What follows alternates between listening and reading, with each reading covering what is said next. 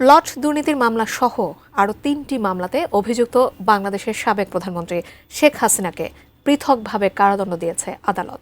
চলতি মাসেই মানবতা বিরোধী অপরাধের মামলায় তাকে মৃত্যুদণ্ড দেয় আন্তর্জাতিক অপরাধ ট্রাইব্যুনাল। প্লট দুর্নীতি মামলা সহ 3টি মামলার রায় নিয়ে বিস্তারিত জানাচ্ছেন সাদিয়া সিদ্দিকা। রাজধানীর পূর্বাঞ্চলের রাজকের প্লট বরাদ্দে জালিয়াতির অভিযোগে সাবেক প্রধানমন্ত্রী শেখ হাসিনার বিরুদ্ধে দুর্নীতির 3টি মামলার রায় ঘোষণা করেছে আদালত। বহুল আলোচিত এই মামলার রায় ঘিরে সকালে পুরান ঢাকার আদালত পাড়ায় ছিল নিরাপত্তার কড়া ব্যবস্থা।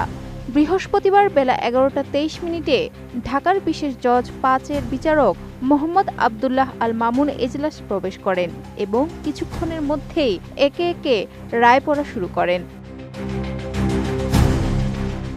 দুদকের করা প্রথম মামলায় পূর্বাঞ্চল নতুন শহর প্রকল্পে ৩০ কাঠা সরকারি জমি অবৈধভাবে বরাদ্দ নেওয়ার অভিযোগ প্রমাণিত হওয়ায় সাবেক প্রধানমন্ত্রী শেখ হাসিনাকে 7 বছরের কারাদণ্ড দেওয়া হয়।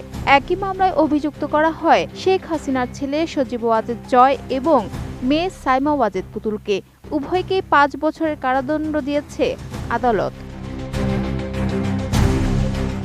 আমি বুঝি নির্মাণের শিল্প, সালাম স্টিল বোঝে ডিউরেবিলিটি। সালাম স্টিল, মোস্ট ডিউরেবল স্টিল।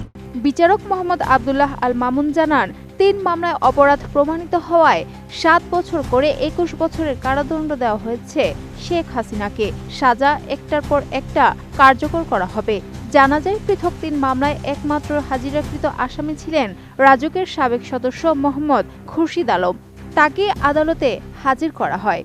অন্যদিকে শুরু থেকেই পলাতক রয়েছেন শেখ হাসিনা, তার ছেলে সজীব ওয়াজেদ জয় ও মেয়ে সাইমা ওয়াজেদ পুতুল। শেখ হাসিনা 3 মামলারই আসামি। জয় এবং পুতুল পৃথক একটি মামলার আসামি।